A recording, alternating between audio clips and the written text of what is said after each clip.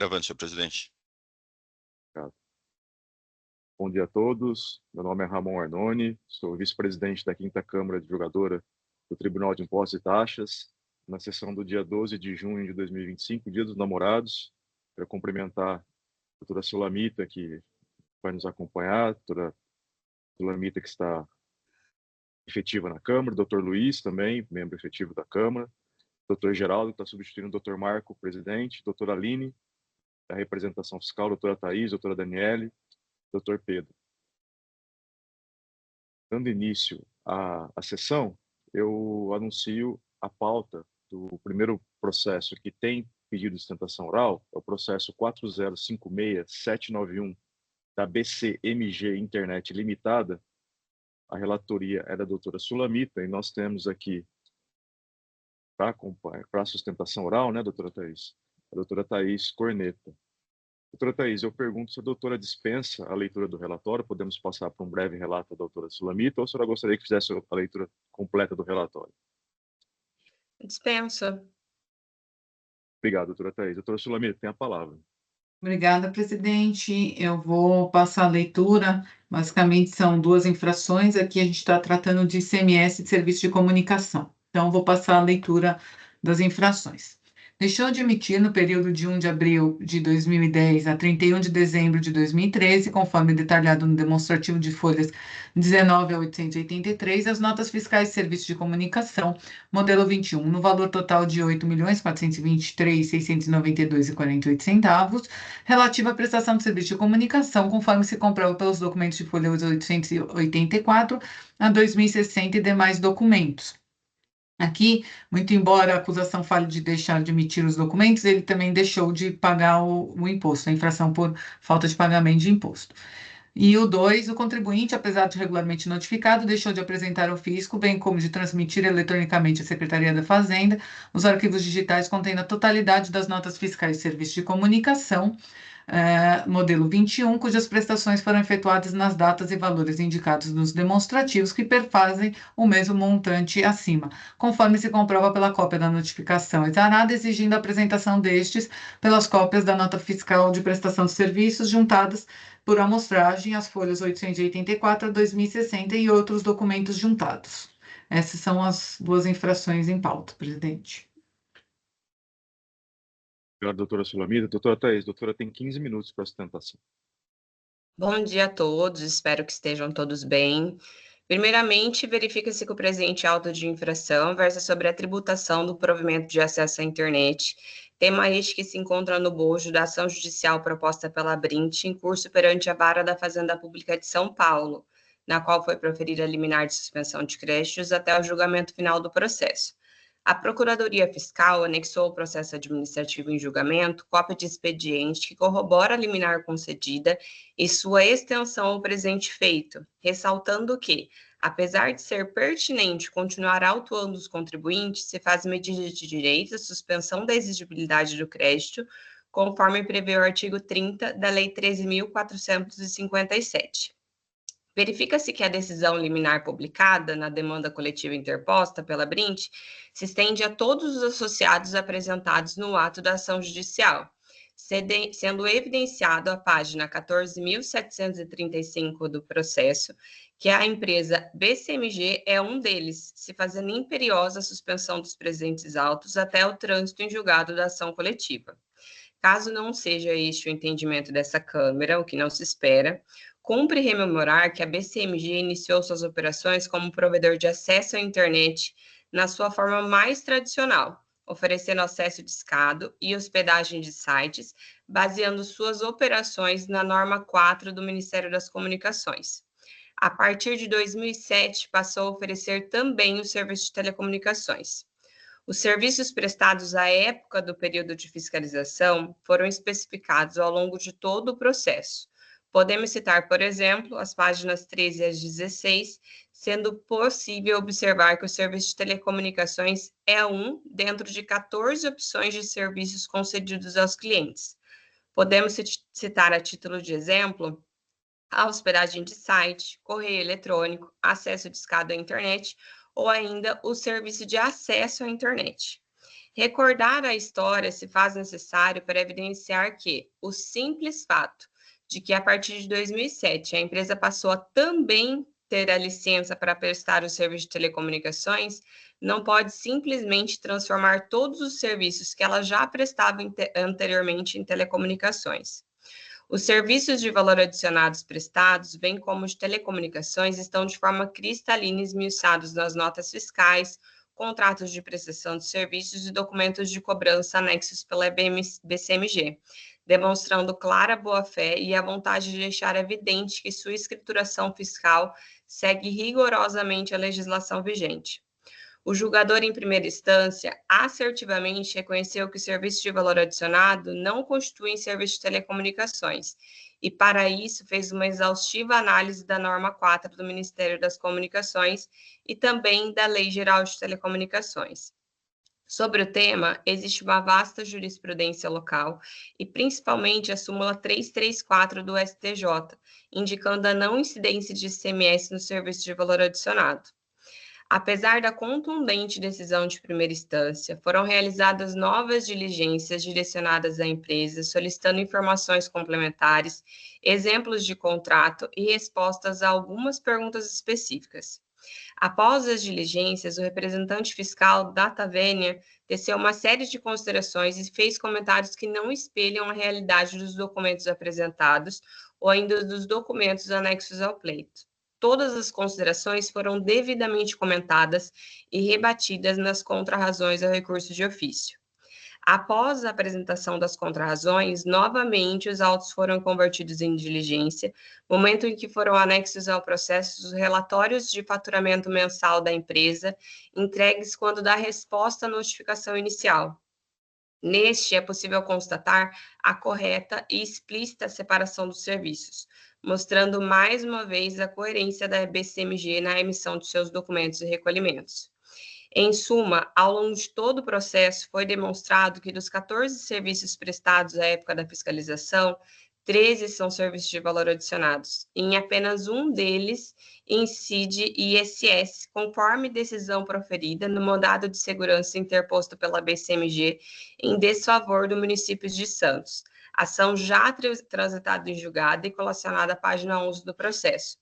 Já o 14º, Serviço de Telecomunicações, para ele foram emitidas as notas fiscais modelo 22, cujo imposto foi devidamente lançado e recolhido dentro do prazo legal.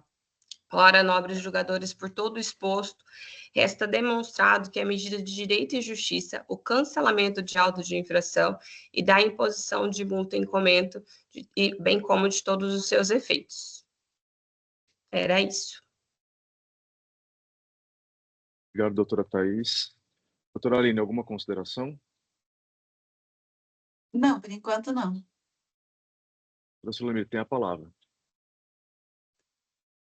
Obrigada, presidente. Eu estava fazendo uns ajustes aqui finais, de acordo com o que a patrona colocou. Eu vou pedir, eu posso passar a leitura do voto, e aí, depois de feito esses últimos ajustes, passar o registro, ou se não, como eu estou terminando aqui alguns ajustezinhos de formatação, porque eu coloquei bastante passagem jurisprudencial em um laudo que foi feito na ação judicial. Ou se a gente pode parar um pouquinho, enquanto só eu termino e a gente iniciar o outro julgamento que tem hoje? Pode ser assim? Pode ser, doutora Sulamir. Se a senhora quiser lançar sem a formatação mesmo, e depois eu Porque ele reabro. está meio desconfigurado e eu tenho medo depois de dar algum problema. Então, se a gente puder, enquanto só eu termino, a gente iniciar outro julgamento e aí depois eu volto para esse e aí confirmo o voto, pode ser? Doutora Thais, algum problema? Sem som. Eu estou fazendo alguns acréscimos também que ela colocou na sustentação oral, só para não faltar aqui. Da minha parte, não. Doutora Daniele, quer fazer alguma consideração? Perfeito. Doutora Aline, então nós vamos passar para o próximo processo. Obrigada. O próximo processo da pauta é o processo 5036 764, Fênix Agropecos Indústria Limitada, relator Dr. Luiz Roberto Erhard, e o patrono Dr. Pedro Henrique Salomão. Dr. Pedro, prazer em vê-lo. Dr. Pedro, Dr. Ramon, prazer. Questiono se o senhor libera a leitura do relatório ou se o senhor gostaria que fosse feita a leitura do relatório. Libera a leitura. Dr. Luiz, o senhor tem a palavra para fazer um breve relato. Obrigado, presidente. Passar a leitura da acusação. Eram 3 itens, o terceiro item foi pago pela recorrente, então vou ler só o primeiro e segundo. O primeiro é: creditou-se indevidamente ICMS no montante de 17 mil em 29 de fevereiro de 2020, decorrente da escrituração nota fiscal número tal, relativamente à entrada de mercadoria de estabelecimento que não atende à condição prevista no item 3 do parágrafo 1º. Essa acusação, presidente, foi por conta de um PCN, foi declarada inidôneo o documento. O 2, creditou-se indevidamente no montante de 234 mil no período de 2019 e 2020 por escrituração de valor fiscal em valor superior ao valor do imposto de renda destacado na nota. Esses são os resumos da acusação, presidente. Obrigado, Dr. Luiz. Dr. Pedro, o senhor tem 15 minutos para a sustentação oral. Nobres senhores juízes, julgadores, colegas advogados, senhores servidores, bom dia mais uma vez. Eu serei bem breve, né, pelo relato aqui do nobre juiz relator. São 2 acusações, a primeira de crédito decorrente de nota idônea e a segunda de um aduzido crédito superior ao montante destacado no documento fiscal. Com relação à primeira acusação, a nota idônea, nós estamos falando de uma única operação, uma única nota fiscal, em que a recorrente trouxe as provas de que houve todo o kit boa-fé, né, o pagamento, transporte, a empresa estava ativa e regular à época das operações, a declaração de idoneidade veio posteriormente, mas tem um ponto só que eu pediria a atenção dos senhores, que muito bem levantado na decisão recorrida, com relação ao precedente da recorrente nesse tipo de acusação, em que é apontado que há mais 6 autos de infrações sobre a mesma acusação. E neste ponto, se repararmos de todos os 6, 5, né, excluindo o presente, foram liquidados, porque de fato houve uma má gestão, né, por um dos ex-sócios que foram excluídos, inclusive a recorrente está no âmbito do direito societário pedindo ressarcimento, e naqueles casos em que não tinha-se a prova da boa-fé, né, a recorrente liquidou os créditos tributários, diferente da acusação específica, né, realizadas com as operações com a empresa Prisma, em que, de fato, aqui as operações efetivamente ocorreram. E as provas, né, carreadas aos autos refutam a acusação. Então, no nosso singelo olhar, nós temos elementos sim, tá? Mas eu só faço essa observação que, se levantar os outros 5 AINs, a empresa imediatamente liquidou, pagou esses AINs, tá? E com relação ao item 2, por se tratar de insumos para a sua atividade, né, principal, e vindo esse insumo, né, com um crédito aí carreado por substituição tributária, a recorrente não se creditou nos exatos dizeres do artigo 272 do regulamento, porque, por compor a sua atividade e a saída ser tributada, entende que aquele montante que estava, sim, no documento fiscal, no campo das observações, né, ou informações complementares, constava o montante do ICMS. Então, este é o respectivo montante. Ocorre que a própria fiscalização confirma que o montante creditado é o que está no documento fiscal e, no seu singelo olhar, na hora que, mediante a defesa da recorrente, fala, olha, realmente ela traz uma prova da legitimidade do crédito, pugna o cancelamento desse AIN, mas a douta representação fiscal, ela insiste no recurso falando que a decisão atual não teria analisado os argumentos desta. Pelo contrário, tanto analisou que ela faz até uma menção extra de que não houve o cotejo por parte do fisco e da própria representação fiscal, né, para comprovar que aquele montante não era o devido a título de crédito. Então, em breves palavras, espero ter esclarecido aqui e fico à disposição para dirimir eventuais dúvidas. Pedro, obrigado pela objetividade. Doutor Luiz tem a palavra. Obrigado, presidente. Também agradeço ao doutor Pedro pela objetividade. E já esclareço, doutor Pedro, que nenhum precedente, né, foi pesado na decisão, até pela a maioria deles com data muito antiga, quando ainda nem estava formado o entendimento sobre a boa-fé, né, sobre os efeitos da declaração de nulidade. O primeiro data de 2005, se não me falha a memória, e os outros 2012, 2013, e acho que teve recurso apenas de um só, que vocês foram derrotados. Mas em 2015, se não me falha a memória, mas eu não pesei esses antecedentes por entender que ele foi formado numa época que ainda era muito discutida a boa-fé, o que formava a boa-fé. Tá? Bom, eu vou registrar o voto, presidente. Por favor, doutor Luiz.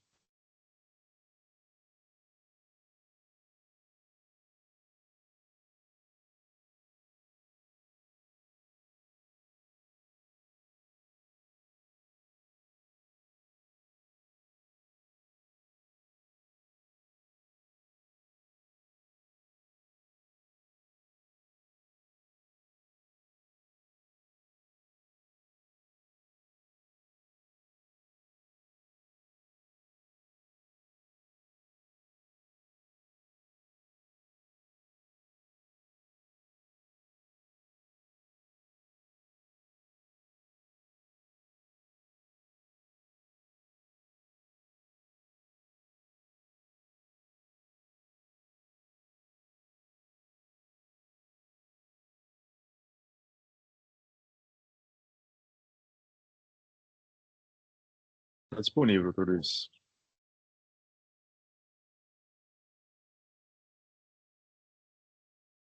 Perfeito. Eu vou passar a leitura do item 9, que trata do recurso de ofício, né? O cancelamento do item 2 da decisão de piso se deu em virtude da deficiência probatória na formação da acusação, que impediu maior exame pelo julgador singular, além da revisão de entendimento pelo agente de rendas, que pugnou pela extinção dessa acusação, se não vejamos o seguinte trecho. Aí ele coloca no item 31 da decisão, primeiro porque não há como confrontar o destacado em documento fiscal e o lançado em sua escrita, visto que as cópias desses documentos não estão nos autos. Segundo, porque o próprio atuante concorda com os argumentos do patrono de defesa. Conforme transcrito acima, uma das motivações contidas na decisão de piso foi deflagrada por força da manifestação do autor do feito, juntado às folhas 314, que assim se pronunciou. Aí no item 2 ele fala, dada a documentação e a argumentação apresentada, constata-se que o autuado tem razão em que se pese os indícios encontrados, comprovando a regularidade do lançamento a crédito. Como se observa, o agente de rendas, tomando conhecimento das provas apresentadas pela recorrente por ocasião da defesa, declara como provado o direito ao acreditamento de ICMS, apesar de justificar que, quando da confecção do lançamento primitivo, havia indício de sua irregularidade. Registra que a recorrente apresentou seus argumentos em sede de defesa às folhas 102 e 113, que cabem destaque os seguintes trechos. Aí eu transcrevo um pedaço que ela fala sobre presunção.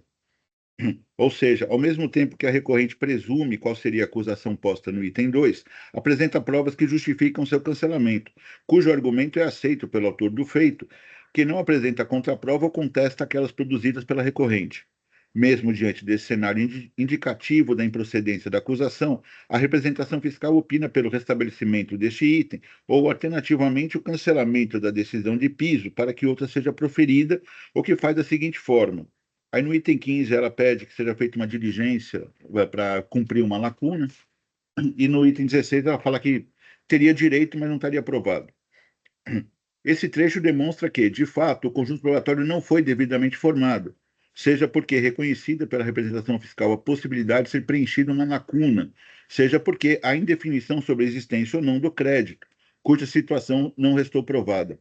Ao que importa, sem perder de vista a incansável missão da representação fiscal em defender o interesse público e ver-se respeitados os mais sólidos pilares da legalidade, ouso discordar de seu entendimento.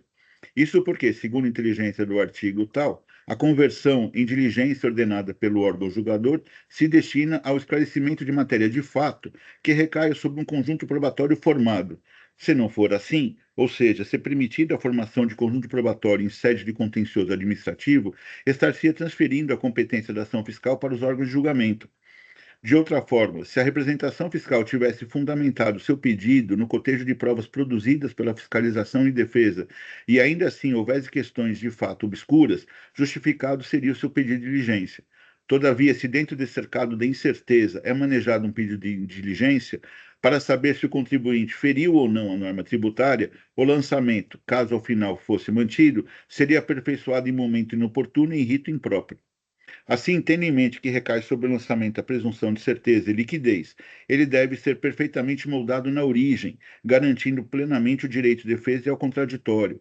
Logo, se houve vício da acusação, que é o entendimento da representação fiscal, uma nova decisão de piso não deteria a força necessária para restabelecer sua legalidade, uma vez que tal circunstância contamina o próprio nascimento da obrigação.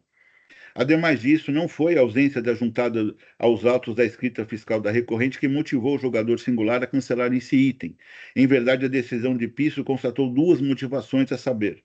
Primeira motivação: como não foi juntada a escrita fiscal do contribuinte, o julgador não pôde confrontar os valores destacados nos documentos fiscais para saber se houve excesso.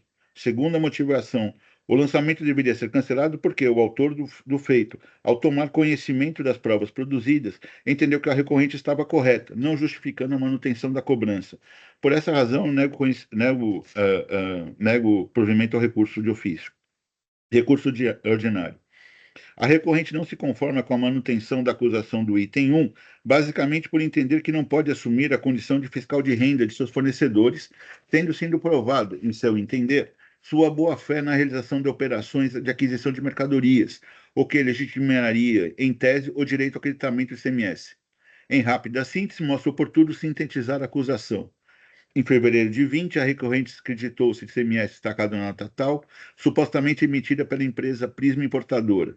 Em procedimento administrativo específico, a inscrição estadual da Prisma foi declarada nula desde o início e foram considerados inidôneos todos os documentos fiscais emitidos a partir de tal data, conforme faz prova o termo de constatação de nulidades que são estaduais, PCN, da emitente folhas tais.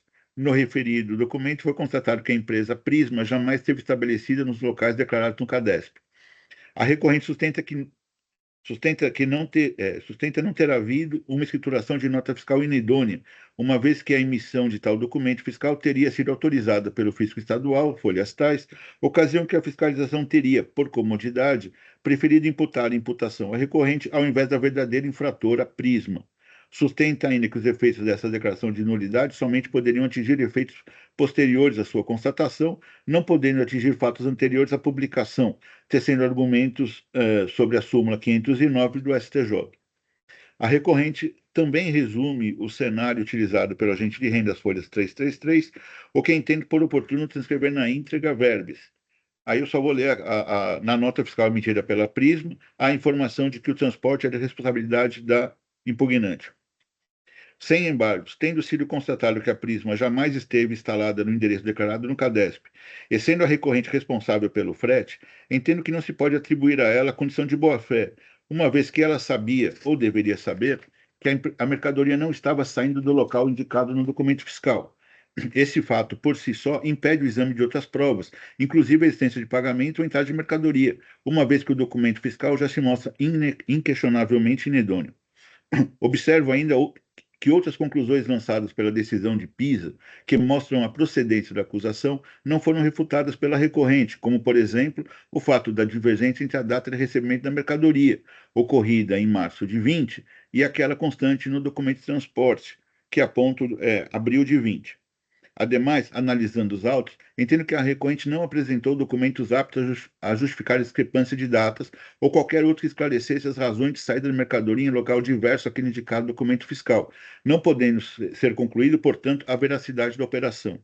Em outras palavras, o demonstrativo de pagamento, um print interno de comunicação do pedido de compra, sem envolvimento da remetente, a prova de escrituração de documento idôneo, cartão CNPJ e consulta do Sintegra, entre outras frágeis provas, apenas me convencem que, formalmente, a operação foi desenhada, porém descompasso com a legislação do ICMS, o que resulta na rejeição de seus argumentos, razão pela qual ratifico na íntegra as conclusões contidas no parágrafo 14 a 23 da decisão de piso, inclusive no que tange à produção de efeitos retroativos do PCN, atingindo e tornando inidôneas todas as operações realizadas sob o manto das fictícias inscrições estaduais. Afasto os argumentos lançados as folhas tais. Aqui, o 29 eu vou falar sobre a proporcionalidade, que a gente não pode afastar da multa aplicada, e o 30 sobre a atualização do valor básico, que já é conhecimento do posicionamento da Câmara. Pelo exposto, conheço dos recursos ordinários de ofício e aí nego provimento, ratificando na íntegra a adesão de piso, com a manutenção da acusação do item 1 e a confirmação do cancelamento integral do item 2. É como voto, submeto aos meus pares. Obrigado, doutor Luiz. O processo está em debates. Parabenizo o doutor Luiz pelo voto. Eu queria só fazer uma observação em relação ao item 2. Do crédito do autuado. A defesa, né, do contribuinte foi bem detalhada, então demonstrou pleno entendimento da acusação e trazendo realmente cotejo de provas pertinentes. E ali a gente vê, né, principalmente 3 tipos de mercadoria, né, o óleo diesel, o GLP e os containers de 1.000 litros. Dentro desses containers, né, supostamente material de embalagem, que são fornecidos pela E-Containers Embalagens, se a gente for em consulta, esses documentos estão todos disponibilizados na autuação, né? Se a gente for nas folhas 49 e pegar, por exemplo, a nota fiscal número 316, a gente tem a chave de acesso da nota fiscal, então a gente vê que tem o direito ao crédito na nota de R$ 179,20, mas teve uma escrituração no valor de R$ 256,25. Então, o fisco calculou ali a diferença. Foi emitido por empresa do Simples Nacional, né? Então, tem ali o direito daquela alíquota pequenininha, que realmente foi a alíquota que ele destacou ali na nota fiscal e que gera esse direito ao crédito, porque seria um insumo da produção, realmente teria o direito ao crédito. Mas nesse valor que está ali indicado no documento fiscal.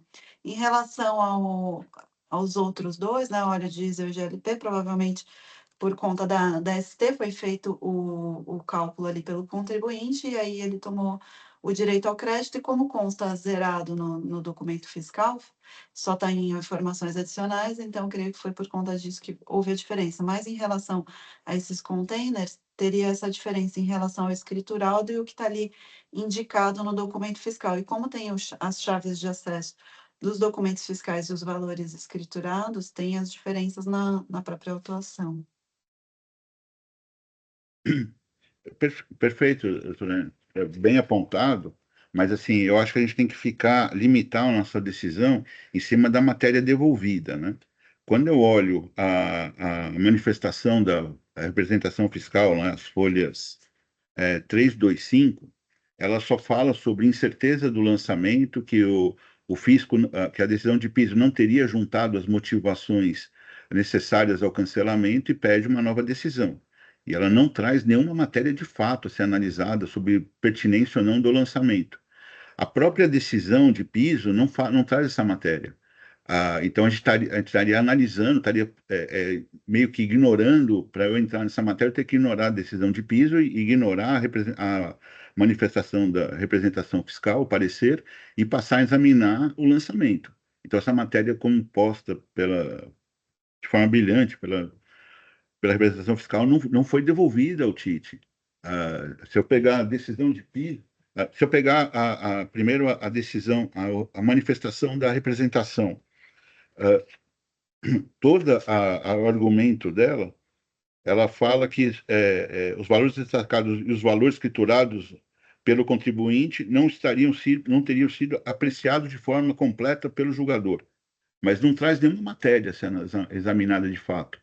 E ela só fala que a falta de escrituração fiscal não seria suficiente para justificar o seu cancelamento. Isso é toda a matéria. E na decisão de piso, o que motivou o cancelamento foi só o parágrafo que eu li. Todo o enfrentamento da matéria foi no item 30, 31 e 32, dizendo que, dizendo que não havia esse documento disponível no processo para que o próprio jogador de piso pudesse fazer uma confrontação entre o documento destacado e o que foi escriturado, mas que ele concordava que o agente de rendas teria opinado pelo cancelamento do feito depois de analisar as provas. Então, eu não vejo como essa matéria é devolvida a nós aqui do TIT para ser abordada. Eu acho que se tinha essa questão a ser examinada, não sei se seria o caso de, antes de o processo ter vindo, ter sido aberta uma diligência pela representação fiscal direto ao autor do feito, para esclarecesse isso e fizesse o parecer com a prova, para houvesse essa devolução. Então, eu vou manter meu voto, com todo respeito, doutora Aline. E, Luiz, o senhor bem citou aqui que uma das motivações para o cancelamento do auto foi não poder confrontar os valores destacados a maior, né? No Perfeito. cancelamento desse item específico. E a doutora Aline que está trazendo dados que supostamente estão nesse início de prova aí, né? Antes da decisão. Embora, como o senhor mesmo disse, não tenha sido levantado pelo jogador, eu questiono, o jogador não está partindo de uma premissa equivocada aqui, o fato de uma inexistência de algo que existe no processo, ou o senhor entende que não? Não, o que eu entendo é que o jogador se convenceu que as opiniões do autor do feito eram suficientes para o cancelamento, porque ele taxativamente disse que a recorrente tinha razão. Aí ele falou ali, eu entendo que isso é uma verdade, e que como não foi juntado a escrita fiscal do contribuinte, eu não teria nem como conferir tais conclusões. Foi assim que De ele se fato, não foi baseou. juntado. Não foi juntado. Não foi Tá. juntado. Aí, quando veio a manifestação né, da representação fiscal, ela apenas menciona que esse argumento seria insuficiente para justificar o cancelamento, mas ela não faz qualquer alegação de fato. Não foi vista a nota e etc. Então, eu entendo que, assim, respeito, que a gente pode rever o ato, tem autotutela e etc., mas eu entendo que a matéria não foi devolvida. Então, ela só atacou se a motivação suficiente naquele momento seria suficiente para cancelar o auto. E eu entendo que foi. Perfeito. Minha dúvida é se ele não estaria partindo de uma premissa que não existe no processo, não, ou a inexistência de algo que existe, né? Mas estou satisfeito. Doutor Geraldo.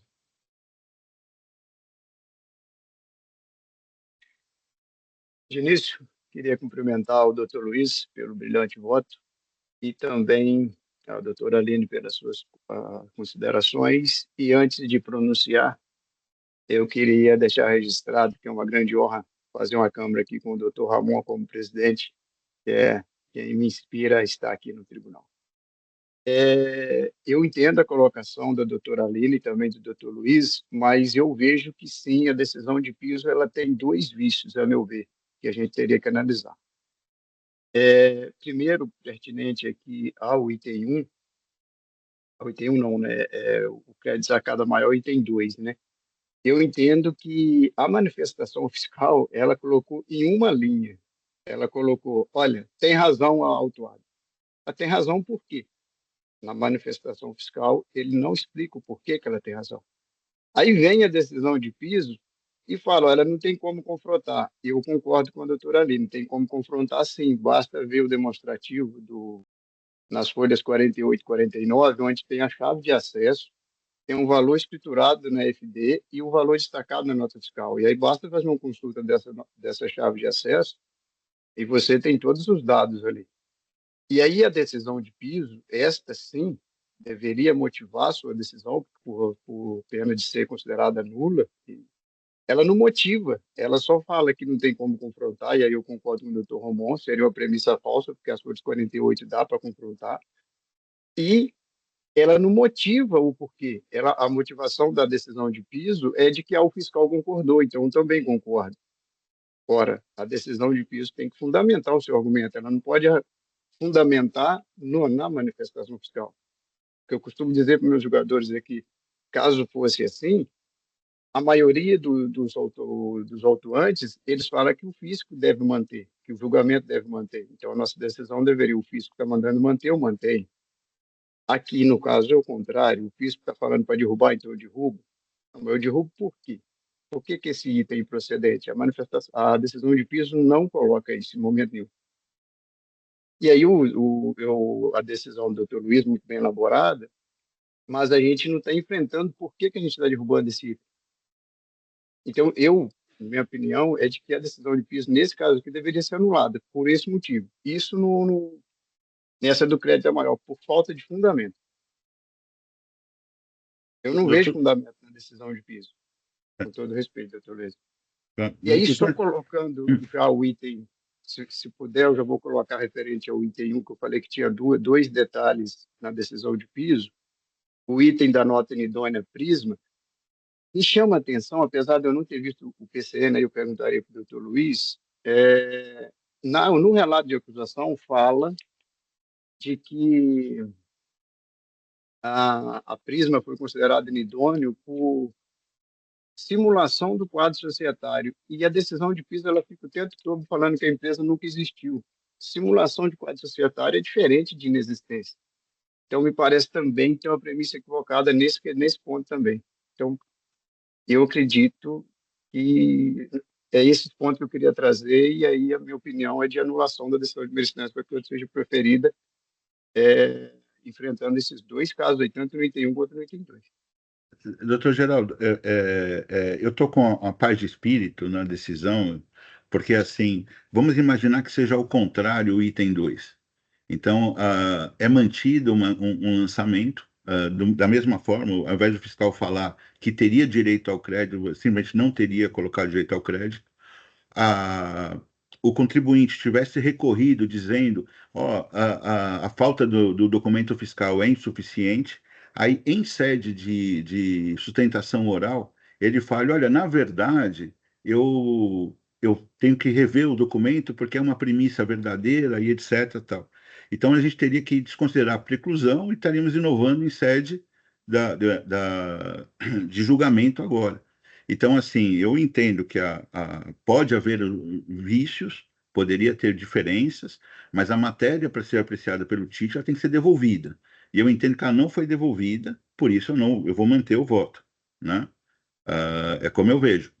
Tá? Então, eu ratifico, doutor Ramon, meus termos, respeito se o entendimento for pela nulidade, mas, assim, eu acho que a gente não pode aprimorar o lançamento em sede de recurso e nem inovar a defesa, então a gente deixa de ser juiz e passa a ser parte acusatória.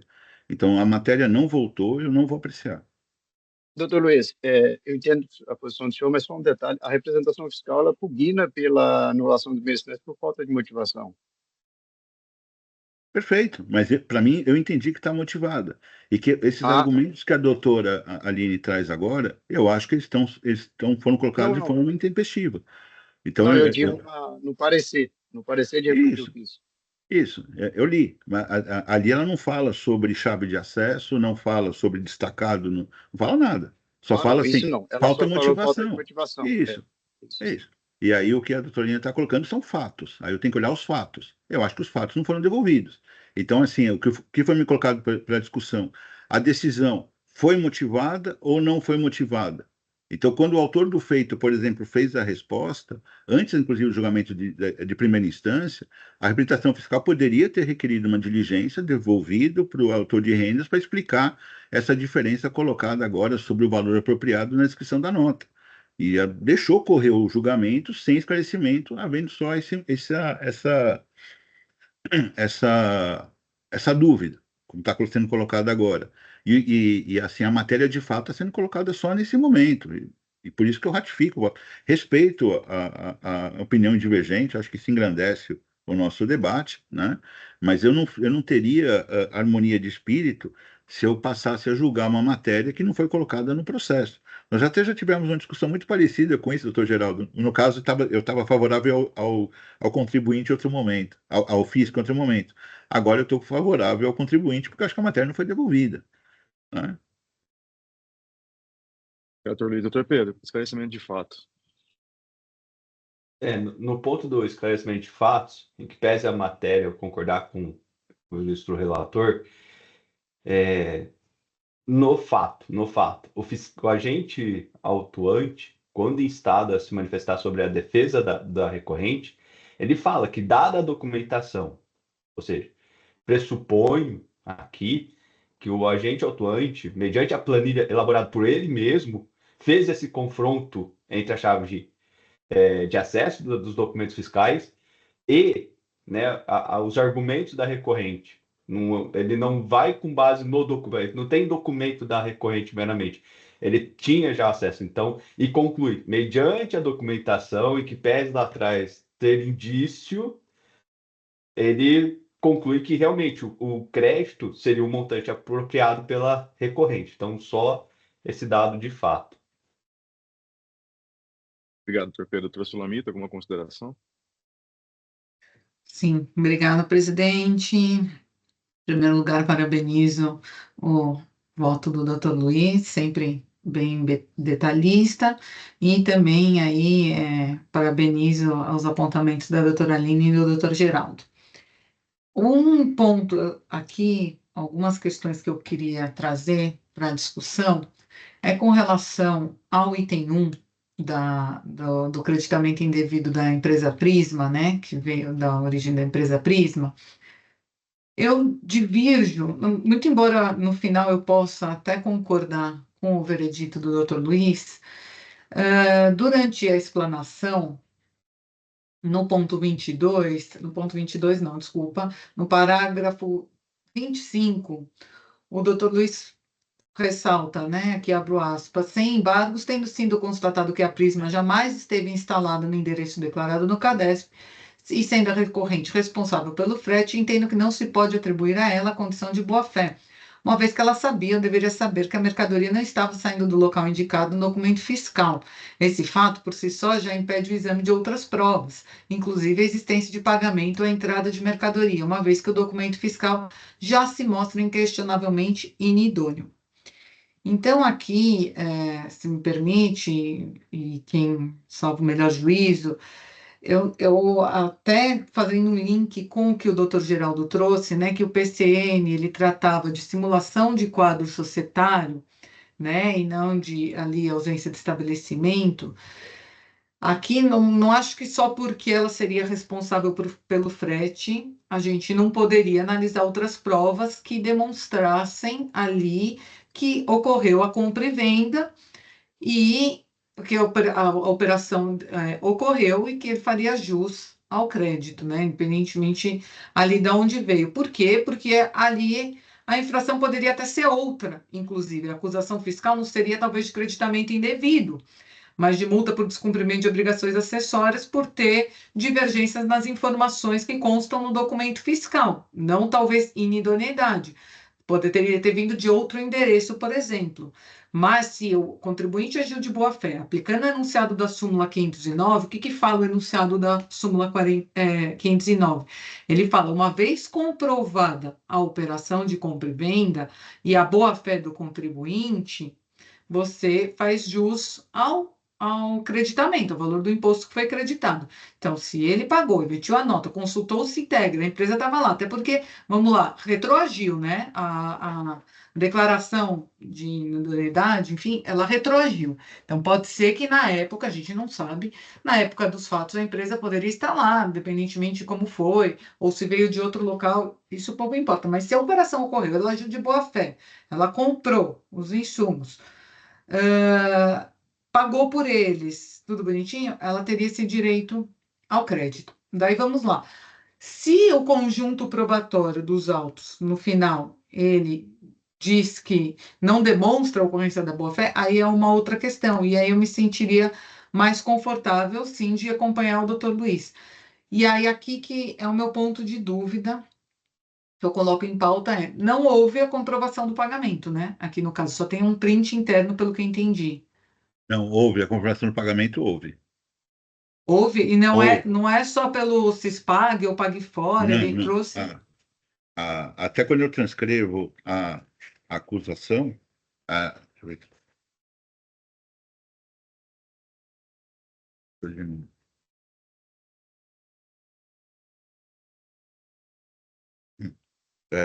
No 24, antes da regularidade de endereço, está lá, há comprovante de pagamento realizado pela Prisma, folhas 132 e 136, na descrição do agente de rendas. Agora, assim, sobre o ponto levantado pelo doutor Geraldo, quando eu analisei o processo, para dizer que eu não analisei totalmente o PCN, mas, assim, se pegar na folha 19, motivação. As diligências no endereço do estabelecimento constatou que a empresa não estabeleceu no endereço cadastrado no CADESP. Se eu for pegar na folha 17, deixa eu ver, acho que é 17.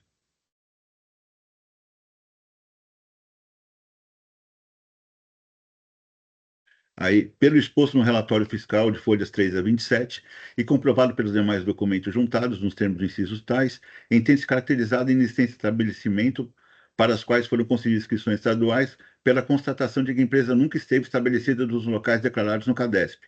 Então, quando eu analisei rapidamente o PCN, eu vi que havia constatações de existência do estabelecimento de fato. Agora, se o ato declaratório se deu por simulação, eu não sei, mas que foi constatado nessas folhas que o estabelecimento não estaria no local indicado, foi da onde eu tirei. Mas aí isso foi depois, né? Foi um momento posterior à operação de compra e venda. No momento anterior, ele comprovando que a operação ocorreu, independentemente do frete. Veja, se a gente for ler os votos que fundamentaram a súmula 509 e tudo que fala na súmula 509, em nenhum momento fala do frete, enfim, tem que comprovar que a operação existiu, a compra e venda existiu. A compra e venda existiu, aí ele teria o direito ao crédito, ou ele houve o pagamento, é ali que eu entendo que se amolda ali ao caso.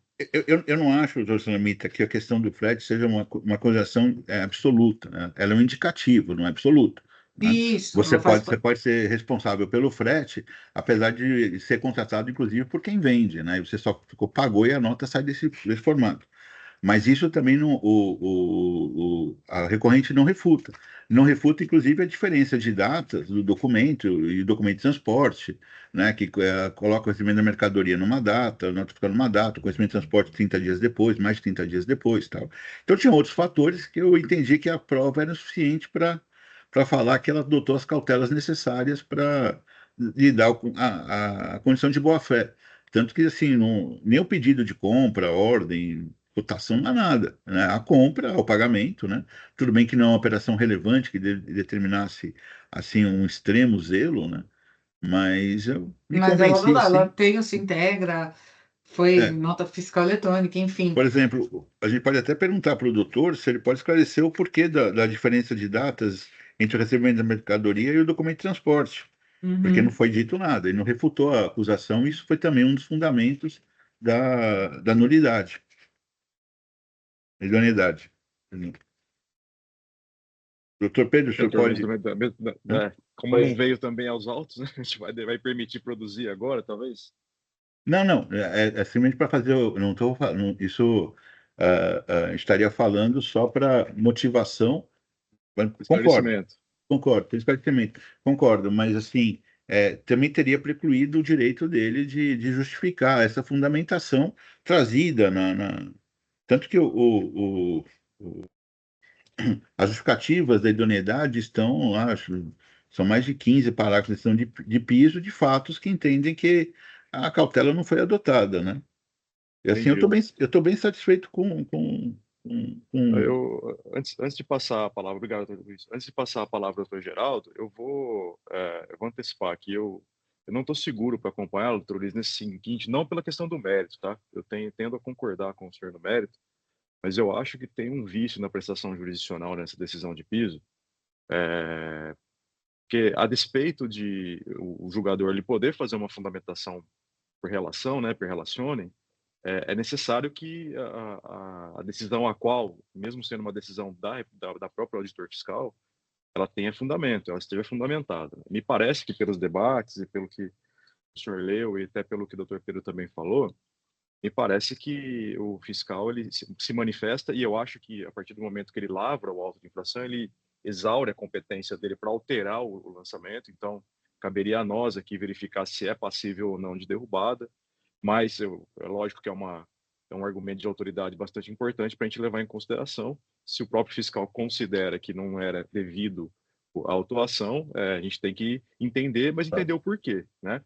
E me parece que, no caso aqui, não há essa motivação, pelo que tenho ouvido aqui do debate, tanto do relator como da doutor Geraldo, doutora Sulamita, e me chama bastante atenção que, a despeito do PCN falar da inexistência do estabelecimento em determinado local em determinado momento, a conclusão ser no sentido de simulação de quadro societário, que tem consequências diferentes das consequências da inexistência do estabelecimento. E aí, se realmente, de fato, a decisão, durante todo o seu fundamento, se fundamentou na inexistência do estabelecimento, e aí a gente vai ao PCN e verifica que é simulação de quadro societário, mais um vício aí da prestação jurisdicional, no meu entender. Então, e como não tive a oportunidade de analisar profundamente o processo, eu vou antecipar aqui, vou pedir vistas, e aí vou passar a palavra para o doutor Geraldo. Eu acho muito importante a revisão.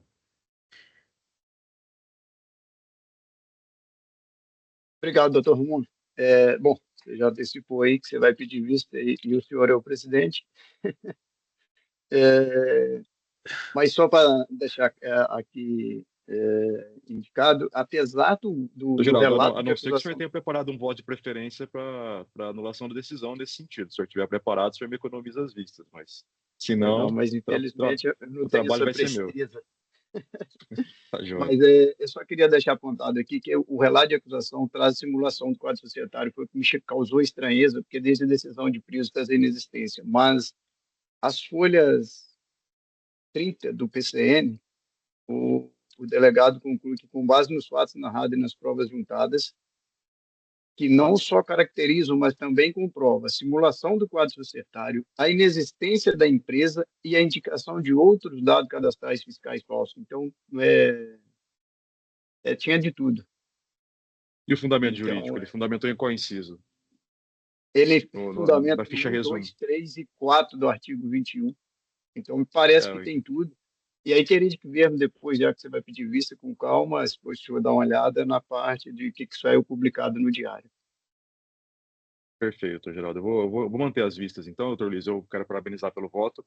Eu já antecipo, no mérito, eu acho que não há discordância. Vai em alinho aquilo que a gente tem julgado aqui, com relação à manutenção ou não do crédito indevido. Mas eu entendo que há um vício aí na prestação jurisdicional a princípio, tá? Eu preciso ver os limites aí dessa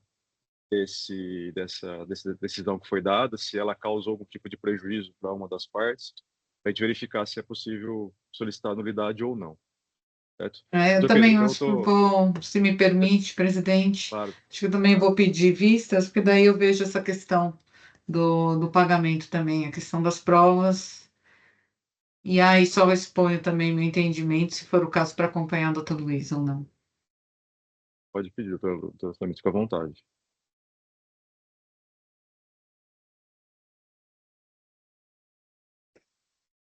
Teve pleito de nulidade em relação ao item 1?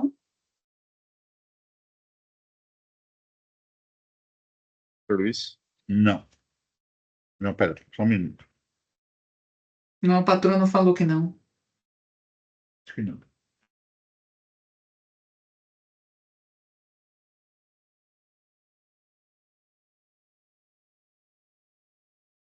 Ele é muito bom ter o doutor Pedro aqui como representante, porque o doutor Pedro, quando não tem, já fala logo, né, doutor Pedro? Não tem, ou tem, e aí a gente vai debater, né? Então, fica muito mais fácil para os jogadores aqui.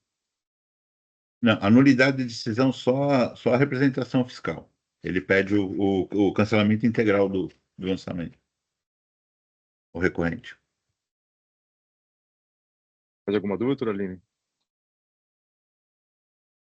Não, era só isso, porque se for eventualmente uma nulidade do item 1, seria uma nulidade de ofício sem demonstração de prejuízo às partes, né?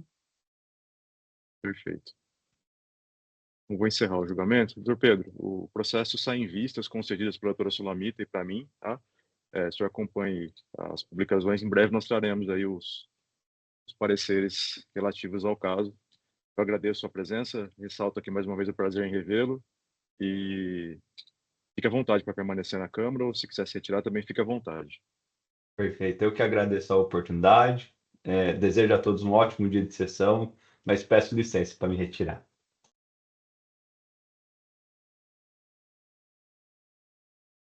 Professor Lamy, temos condição de voltar para o BCMG? Sim, eu inclusive, já registrei o voto, tá? Doutora Thaís, doutora Daniele, estamos acompanhando? Estamos acompanhando. Sim, estamos. Doutora Sulamy, tem a palavra. Obrigada, presidente. Bom, em primeiro lugar, parabenizo a patrona, né, pela sustentação oral.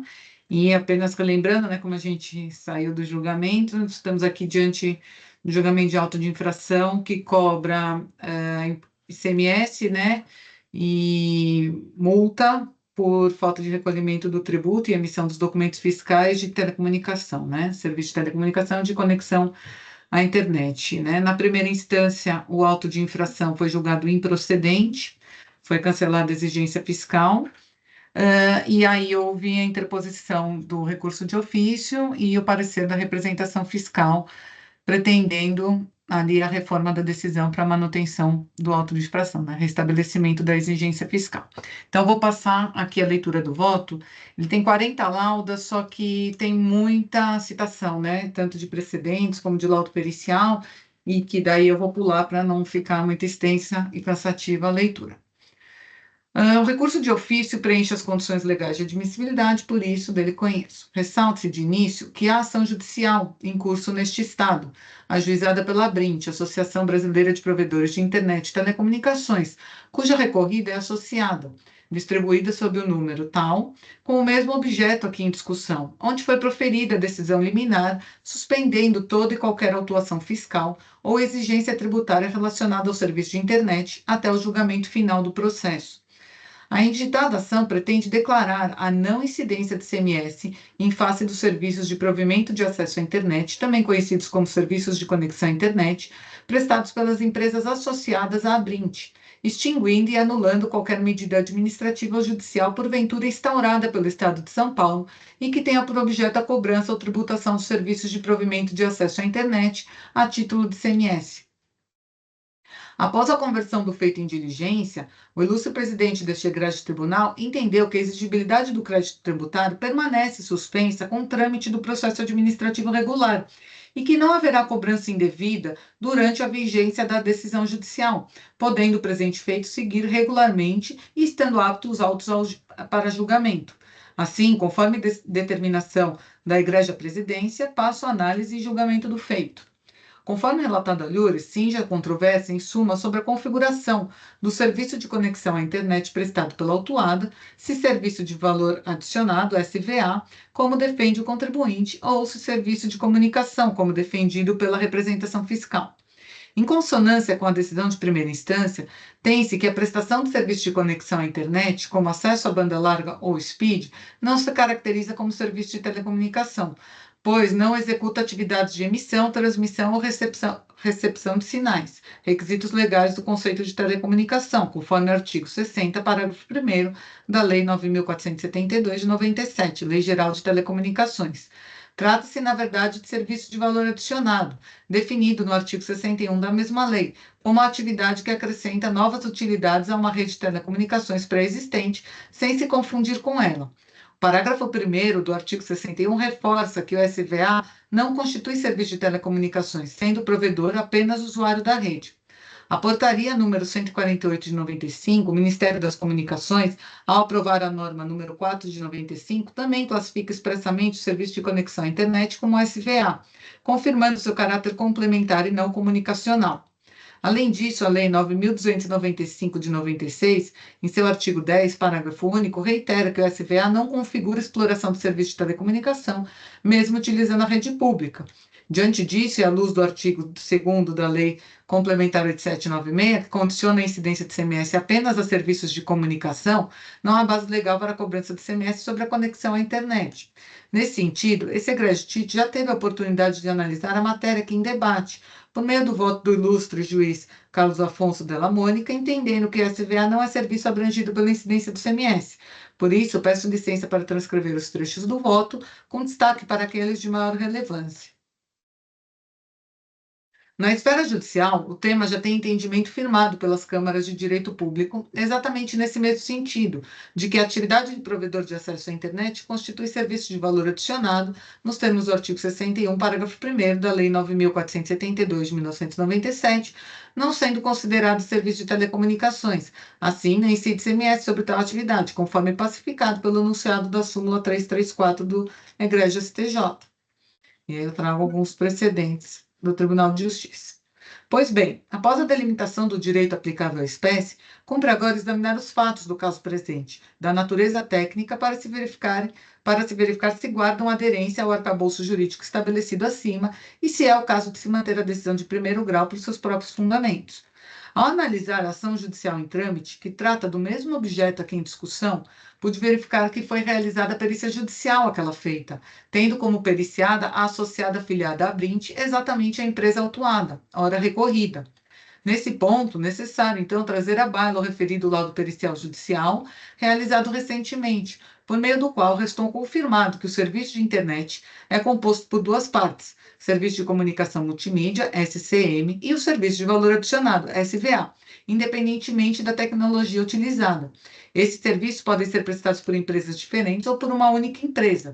Assim, peço licença para colacionar as respostas objetivas do perito e que atraem essa conclusão. E aí eu transcrevi vários trechos do laudo, tá? E de respostas aos quesitos das partes. Eu não transcrevi nem sempre os questionamentos para não ficar muito extenso, porque como tinha muita parte importante, e aí só no final, para destacar, né, só citando que é a própria recorrida, por fim, ao avaliar por amostragem o contrato e nota fiscal emitida pela BCMG Internet Limitada, empresa associada à autora, verifica-se a segregação entre o Serviço de Conexão à Internet, SVA, e o Serviço de Telecomunicações, SCM. Aí colocam as evidências, né? Assim, o laudo acima destacado, realizado sobre as operações da recorrida, confirma, de acordo com a jurisprudência e a legislação aplicável, de forma uniforme que o serviço de internet é composto por duas partes distintas, o serviço de comunicação multimídia e o serviço de valor adicionado, sendo irrelevante a tecnologia empregada, discada, banda larga, etc. Tais serviços podem ser prestados por empresas diferentes ou por uma mesma prestadora, conforme previsto no arcabouço normativo da Lei Gerais de Telecomunicações, reconhecidos por diversos tribunais estaduais e pela STJ na súmula 334. Reforçando os argumentos já delineados, na esfera administrativa, destaca-se que os órgãos de diversas secretarias da Fazenda têm adotado entendimento alinhado à normativa aplicável ao tema. Em caso análogo ao presente, o Conselho de Fazenda Estadual da Bahia, o CONCEF, reformou a decisão de primeira instância administrativa, reconhecendo a ilegalidade da cobrança do ICMS sobre o serviço de conexão à internet. Trago essa decisão. Em idêntico posicionamento, em outra ação declaratória movida pela Brint contra o Distrito Federal, foi proferida sentença favorável que reconheceu a ilegalidade da cobrança de ICMS sobre o serviço de conexão à internet, além de confirmar que o plano de internet é composto por dois serviços distintos, o serviço de comunicação multimídia e o serviço de acesso à internet. Ressalta-se que, inclusive, após a apreciação do feito por parte do Tribunal de Justiça do Distrito Federal, a citada decisão manteve-se intacta e houve o trânsito em julgado em 23/8/2019. Mesmíssimo posicionamento é extraído do precedente abaixo colacionado, proferido pela Terceira Vara Civil da Fazenda Pública de Macapá. Vejamos os acertos. Trago destaque ao voto do desembargador Romeu de Araújo, do Tribunal de Justiça do Macapá, no qual afirma expressamente que a não incidência de ICMS prevista na súmula 334 do STJ abrange também os serviços de internet em sua forma atual, como a banda larga. O magistrado reforça que o serviço de conexão à internet não é tributado pelo ICMS, independentemente do meio utilizado para sua prestação. Na mesma conjectura, a decisão favorável à Brint, proferida nos autos do processo tal, em trâmite na 4ª Vara da Fazenda Pública do Estado de Goiás, por meio do qual o magistrado afastou a incidência do ICMS sobre o serviço de conexão à internet e reconheceu a incidência de dois serviços distintos na hipótese de prestação de serviço de internet. No caso citado, os embargos de declaração opostos pela Brint foram acolhidos para incluir expressamente, na parte dispositiva da decisão, a declaração de não incidência de ICMS sobre o serviço de conexão à internet. A decisão foi confirmada pelo Tribunal de Justiça e transitou em julgado. Em recente decisão proferida na ação declaratória, também movida pela Abrint, em face do Estado do Paraná, o juízo reconheceu integralmente a procedência dos pedidos apresentados, os quais guardam identidade com os formulados no presente caso.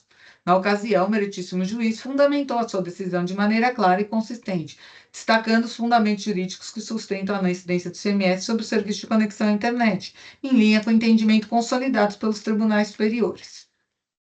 Outro precedente relevante a ser mencionado é a ação declaratória proposta pela Abrint contra o Estado do Tocantins, registrada sob o número tal, e nessa demanda o juízo proferiu decisão favorável à entidade autora, reconhecendo expressamente a não incidência do ICMS sobre serviços de conexão à internet, em consonância com o entendimento já consolidado em outros tribunais. Saliente-se que, assim como verificado em outros casos análogos, a Abrint interpôs o embargo de declaração com o objetivo de suprir a omissão na sentença. O recurso foi acolhido e a decisão foi complementada para incluir, de forma expressa, o reconhecimento de que o serviço de internet é composto tanto pelo serviço de comunicação multimídia quanto pelo serviço de conexão à internet. Em outro caso, de natureza referente aos autos número tal, a Abrint contra o Estado de Alagoas, o meritíssimo juiz acolheu integralmente o pedido inicial e declarou que, abro aspas, o ICMS não incide sobre o serviço de provimento de acesso à internet, enquanto serviço de valor adicionado, fecho aspas. Observa-se, contudo, que a sentença deixou de declarar expressamente que o serviço de internet é composto pelo serviço de comunicação multimídia e pelo serviço de conexão à internet, omissão que, muito provavelmente, será suprida por meio de embargos de declaração. Por derradeiro, em recente decisão proferida pela Sexta Vara da Fazenda Pública de João Pessoa, nos autos tal, o meritíssimo juiz reconheceu expressamente a existência de dois serviços distintos e autônomos, o serviço de comunicação multimídia e o serviço de conexão à internet, afastando, consequentemente, a incidência do ICMS deste último, por não se tratar de serviço de telecomunicação tributável. Diante do exposto, não vejo como não se alinhar aos precedentes carreados e ao laudo pericial juntado, o laudo judicial, realizado justamente sobre as operações da recorrida.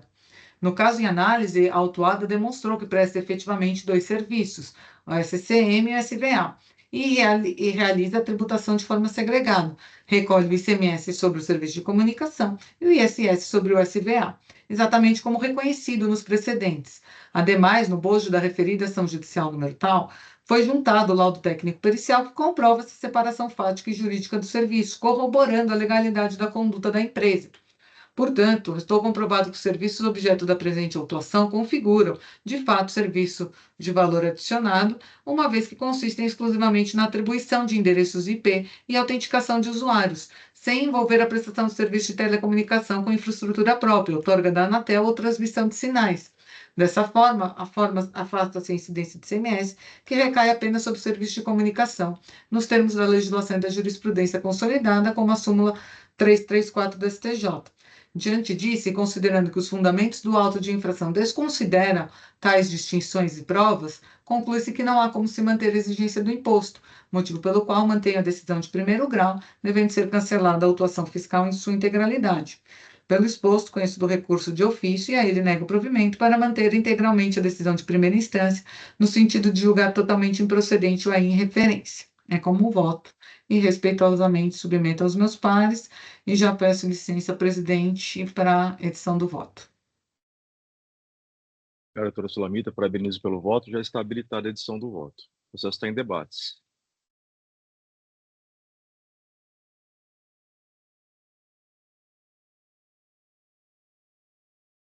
Doutora Sulamita, eu parabenizo mais uma vez pelo voto. Muito bem fundamentado, principalmente na jurisprudência, praticamente pode chamar de dominante, né, referente aos serviços de comunicação. Mas eu estou com um caso de comunicação muito parecido e não elaborei meu voto ainda. E uma das coisas que eu mais prezo é pela coerência. Então, eu gostaria de tirar em vista para analisar juntamente com esse outro caso, para que, em não acompanhando ou acompanhando a senhora nesse caso, eu não incorra em incoerência num eventual voto de um caso bastante semelhante. Eu verifico aqui que a recorrente e recorrida, na verdade, né, ela tem aqui uma gama de serviços, são 12 ou 13 serviços que ela Isso. presta, né? Há uma resposta à diligência aqui bastante longa, referenciando todos esses serviços. Isso. E, de fato, algum deles, para mim, são novidades. Então, eu não os conheço, não tenho conhecimento técnico, obviamente, nessa área, preciso me debruçar sobre eles. Então, eu vou pedir licença para pedir vistas do processo, sem prejuízo de trazê-lo aí num curto espaço de tempo, na medida que já estou estudando o tema, para poder resolver o caso. Claro. Então, Não, vou tem total solicitar razão. vistas. E, na verdade, o que eu estou fazendo é realmente me alinhando ali aos precedentes, principalmente para esse laudo. O laudo acabou de ser realizado e foi exatamente sobre as operações dela, né, da BCMG. E ali ficou realmente configurado os dois serviços, né, e aí o afastamento sobre esse serviço, e como o auto de infração, né, não faz, no final, essa distinção, eu acabei seguindo, né, a decisão de primeira instância exatamente nesse sentido. Perfeito. O processo continua em debates. Doutor Está Luiz, doutor registrado. Geraldo, doutora Aline, alguma consideração? Também gostaria de cumprimentar aí o voto da doutora Sulamita. E, como estou substituto na Câmara, fico até tranquilo de estar em vista, porque o voto foi muito bem fundamentado, doutora Sulamita, na jurisprudência, mas eu também não estaria seguro aqui quanto a se realmente se subsome ao caso concreto, ou os fatos, que todos são SCI, no caso, né? A jurisprudência que a senhora trouxe é de grande valia e com certeza vai ser útil para o doutor Ramon analisar com calma e no voto de vista. Exatamente, o ponto fulcral ele presta, sim, os dois serviços, né? Tem essa distinção. A questão é que o serviço de conexão da internet acabou sendo definido que é SVA. E aí, como só tem isso, né, no auto de infração, e aí não tem nenhum desmembramento quanto os demais, e aí acabou por cancelar, né? Acho que não pode ser mantida aí essa exigência. Só uma questão, doutor Zolimito. Ele apresenta notas onde ele...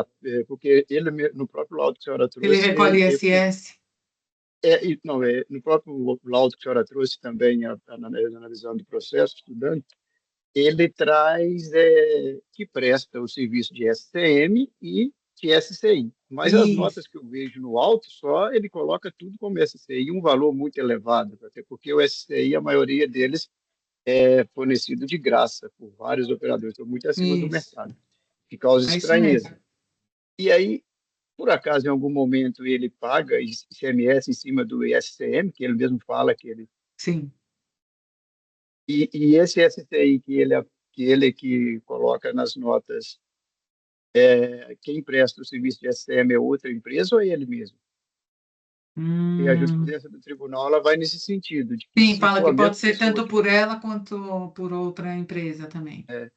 Isso eu fiquei bem na dúvida, estudando o auto, porque isso se agora for a não mesma lembro. empresa, aí já a jurisprudência do tribunal aqui do TIT é de que não pode haver essa segregação. Mas a jurisprudência que a senhora trouxe no judiciário... que a jurisprudência fala que independentemente, né, da empresa. Por isso nem... porque quando é a mesma empresa, fica complicado, né, de você segregar, como você vai falar que não foi para lá, foi para cá. Então, por isso essa importância. Mas eu não me peguei nesse daqui. Muito boa jurisprudência e vai ser útil aqui para o doutor Ramon estudar com bastante carinho. Obrigado, doutor Sulamita.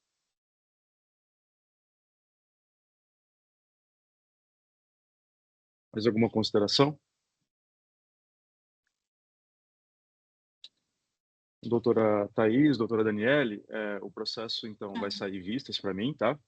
Eu prometo aí não demorar muito para trazer o processo em sessão novamente, embora nós tenhamos aí um recesso no mês de julho, provavelmente após o recesso nós já tenhamos condições de pautar o processo. Peço que as senhoras acompanhem o Diário Oficial para verificar a data do novo julgamento. Perfeito. Certo, obrigada. Eu parabenizo a doutora Sulamita. Há anos, desde 2007, trabalhando com ISPs, eu nunca vi um voto tão fundamentado tecnicamente, que que transparência, que compreensão da norma técnica do que acontece de uma OLT até uma ONU no provedor de internet. Parabéns, foi mesmo inspirador seu voto. E o doutor Geraldo, acontece sim, numa metodologia de divisão de custos por rateio, existe-se uma ferramenta chamada matriz tributária que dá para explorar perfeitamente a segregação dos serviços. Tá? Isso a gente acompanhou na Abrint, em todos os estados do país, e provedores mais organizados. Acho que o Dr. Ramon também vai auxiliar essa visão para ele fazer o voto dele em outros casos. E muito obrigada, viu, pelo espaço aqui. Obrigado, doutora Daniele. Fiquem à vontade para permanecer. Nós estamos, na verdade, é o último processo da pauta, né? Então eu vou declarar encerrada a sessão e agradecer a presença dos meus colegas e dos nobres patronos que estiveram presente aqui, a representação fiscal. Também agradecer ao Jailson pela nossa assessoria sempre pontual e assertiva. Então, vou pedir para o Jailson encerrar pedir para o Jailson encerrar a gravação.